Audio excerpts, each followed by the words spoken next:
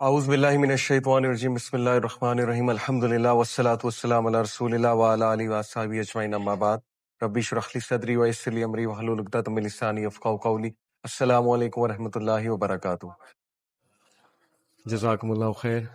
آج کا ٹاپک بہت زبردست ہے بیکاز مجھے بہت ای میلز بھی آ رہی تھی اور لوگ یہ پوچھ رہے تھے کہ کوئی گناہ ہو جائے تو اس کی معافی کیسے مانگی جاتی ہے، اور چونکہ لاسٹ ٹاپک جو ہے وہ ایمان کے اوپر تھا کہ فیتھ کیا ہوتی ہے، فیتھ کو ڈیولپ کیسے کرتے ہیں، ایمان والا کون ہوتا ہے، مومن کون ہے، اور ایمان کو بڑھانے کے طریقے۔ تو ظاہر ہے کہ اگر ہم نے ایمان والا بننا ہے، نیک بننا ہے، تو اس کے لیے توبہ بہت ضروری ہے، اور ہر بندہ جو ہے وہ گناہ کرتا ہے۔ رسول اللہ صلی اللہ علیہ وسلم نے فرمایا کہ every son of Adam commit sin, ہر بچہ آدم علیہ السلام کا گناہ کرتا ہے، but the best are those who repent, لیکن سب سے بیسٹ وہ ہیں جو ریپینٹ کرتے ہیں۔ لیکن ریپینٹنس کا ایک طریقہ ہے، ریپینٹنس کی کچھ کنڈیشنز ہوتی ہیں، اور توبہ کرنے کے بعد ایک لائف سٹائل کے مطابق چلنا ہوتا ہے۔ تو بہت سے لوگ توبہ کرتے ہیں، ڈیلی بھی کرتے ہیں، ریپینٹنس بھی کرتے ہیں، لیکن اس کے باوجود وہ گناہ نہیں چھوڑ پاتے، اس کے باوجود وہ صحیح راستے پہ نہیں آ پا رہے ہوتے۔ تو واٹ از دیٹ میتھڈ؟ وہ میتھڈ کیا ہے؟ کچھ ایسی احادیث آپ کو سناؤں گا جو بہت یونیک ہیں۔ احادیث ایک بہت بڑا خزانہ ہے، اگر ہم احادیث کو کبھی سرچ کرنے بیٹھیں، ڈیپ کریں، تو ہمیں ایسی ایسی باتیں پتہ لگتی ہیں کہ بندہ ریگریٹ کرتا ہے کہ یہ مجھے بچپن سے کیوں نہیں پڑھائی گئی۔ تو انشاءاللہ آج وہ حدیث بھی سامنے رکھوں گا، اور پھر کچھ سٹوریز آف ریپینٹنس سناؤں گا آپ کو، بہت موٹیویشنل، کہ تاریخ میں کچھ ایسے لوگ گزرے جنہوں نے ایسی ریپینٹنس کی کہ اس کے بعد وہ گناہ کی طرف نہیں پلٹے۔ All of this will motivate انشاءاللہ۔ تو سب سے پہلے امپورٹنس آف ریپینٹنس، اور ریپینٹنس کیوں کرنی چاہیے، اس پہ قرآن مجید کی کچھ آیات آپ کے سامنے رکھوں گا۔ سورہ نور چیپٹر 24 ورس نمبر 31 میں اللہ سبحانہ و تعالیٰ فرماتے ہیں کہ اعوذ باللہ من الشیطان الرجیم وَتُوبُوا إِلَى اللَّهِ جَمِيعًا أَيُّهَا الْمُؤْمِنُونَ لَعَلَّكُمْ تُفْلِحُونَ، اور تم سارے کے سارے اے ایمان والو، تم سارے کے سارے اللہ تعالیٰ کی طرف ٹرن کرو ان ریپینٹنس، اللہ تعالیٰ سے توبہ کرو، اللہ تعالیٰ سے مغفرت طلب کرو، لعلکم تفلحون، تاکہ تم لوگ فلاح پا سکو۔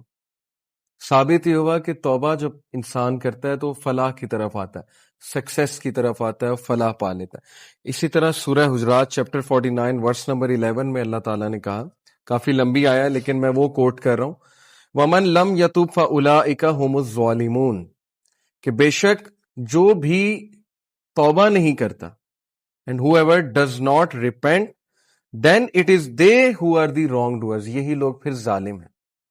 یہ کون لوگ ہیں جو توبہ نہیں کرتے ہیں؟ جیسے عبداللہ بن مسعود نے کہا، صحابی نے، کہ جو مومن ہوتا ہے وہ چھوٹے سے گناہ کو ایسے دیکھتا ہے جیسے ایک پہاڑ ہے، اور جو منافق ہے وہ بڑے گناہ کو بھی ایسے دیکھتا ہے جیسے ایک مکھی تھی جو ناک پر آ کر بیٹھ گئی تھی اور انہوں نے یوں جھٹک کر کے اڑا دی مکھی، یعنی ان کے لیے میٹر نہیں کرتا ہے۔ اور پھر ظاہر ہے کہ جس کے لیے گناہ میٹر ہی نہیں کرتا ہے وہ پھر توبہ بھی نہیں کرتا ہے، وہ پھر یہ سمجھتا ہی نہیں کہ مجھے اس پہ توبہ کرنی چاہیے۔ اس کے بارے میں ایک حدیث آپ کو سناتا ہوں۔ رسول اللہ صلی اللہ علیہ وسلم نے فرمایا، یہ صحیح حدیث ہے بالکل، طبرانی کی، Truly the angel on the left of a person withholds from recording the sinful deed committed by the Muslim servant who sinned for a period of 6 hours۔ یہ جو آپ کے لیفٹ پہ اینجل ہے یہ لکھتا ہے گناہ، یہ نوٹ ڈاؤن کرتا ہے، ریکارڈ کرتا ہے، اس کے بعد یہ اعمال اللہ کی طرف جاتے ہیں، حالانکہ اللہ کی نظر میں تو 1 سیکنڈ کے لیے بھی آپ کا گناہ نہیں چھپا ہوا، لیکن ظاہر ہے کہ اللہ نے ڈیوٹیز لگائی ہیں۔ یہ جو اینجل ہے منڈے اور تھرسڈے کو، آپ کو پتا نا ہمارے اعمال اوپر جاتے ہیں، اللہ کے پاس جاتے ہیں، یہ اینجل 6 گھنٹے ویٹ کرتا ہے اس سے پہلے کہ آپ کا گناہ درج کر لے۔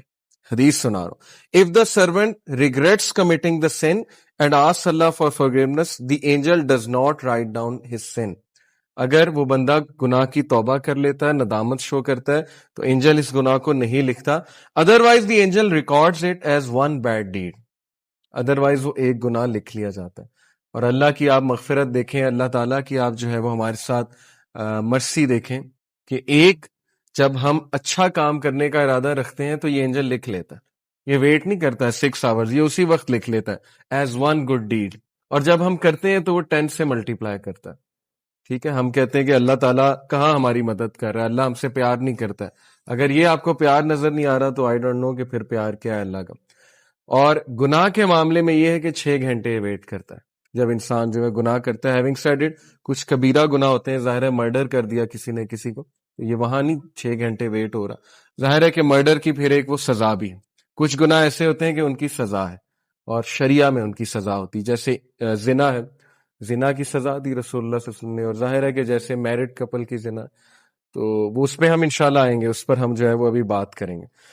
تو یہ حدیث بڑی موٹیویشنل ہے, اسپیشلی آج کے دور میں کہ لوگ گناہ کرتے ہیں لیکن اس کے بعد ڈی موٹیویٹ ہو جاتے ہیں, اسپیشلی تنہائی کے گناہ, رات کے گناہ. لیکن یہ حدیث ہمیشہ یاد رکھیں اپنے آپ کو موٹیویٹ کرنے کے لیے, اسپیشلی ایک اور حدیث اس کے زمرے میں کہ رسول اللہ صلی اللہ علیہ وسلم نے فرمایا, follow a bad deed by a good deed, follow an evil deed by a good deed, it will wipe out the bad deed. کبھی بھی اتنا ڈی موٹیویٹ نہ ہو, کبھی بھی اتنا گیو اپ نہ کریں گناہ کر کے کہ آپ کھڑے ہی نہ ہو سکیں.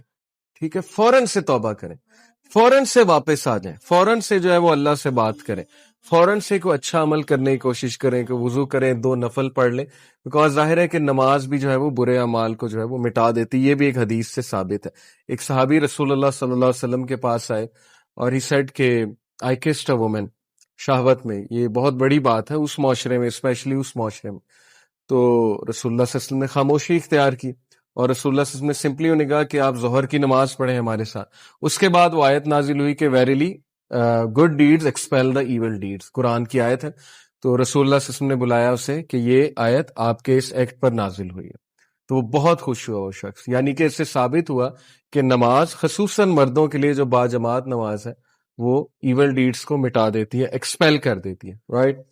تو یہ جو آیت میں پڑھ رہا تھا سورہ حجرات کی, اس کے میں نے پرسپیکٹو میں آپ کو یہ احادیث سنائی, کیا کہ whoever does not repent, اگر اس سب کے بعد بھی ایک بندہ توبہ نہیں کرتا تو پھر ہم الظالمون, وہ پھر واقعی ظالم, کہ جب کہ اللہ نے اتنے موقع رکھے ہوئے کہ تمہارا ایک گناہ جو ہے وہ ہو رہا ہے, بلکہ اس سے پہلے بھی ویٹ ہو رہا ہے 6 گھنٹے کہ یہ کر لے.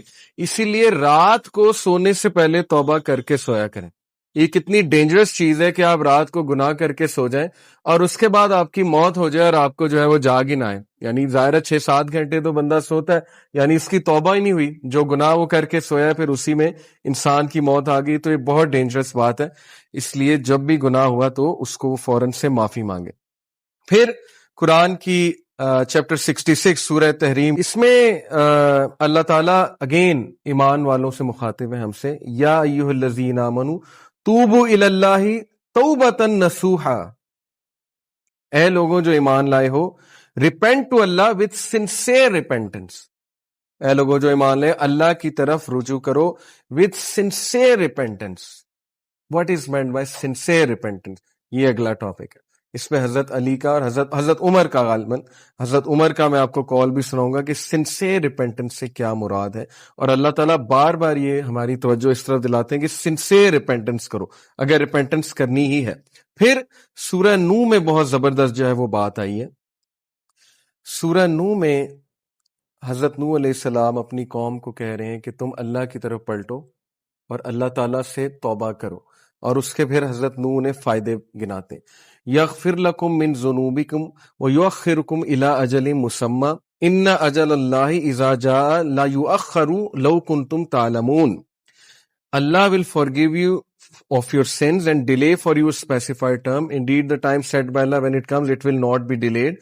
پہلا فائدہ کہ اللہ تعالیٰ تمہارے گناہ معاف کر دے گا, اور اس کے بعد جو ہے وہ انہوں نے جو ظاہر ہے انہیں بینیفٹس گنائے وہ یہ کہ تمہاری اولاد اس میں برکت آئے گی, تمہارے مال اس میں برکت آئے گی, تمہاری اکانومی بہتر ہوگی, اللہ تعالیٰ جو ہے وہ تم پر بارش برسائے.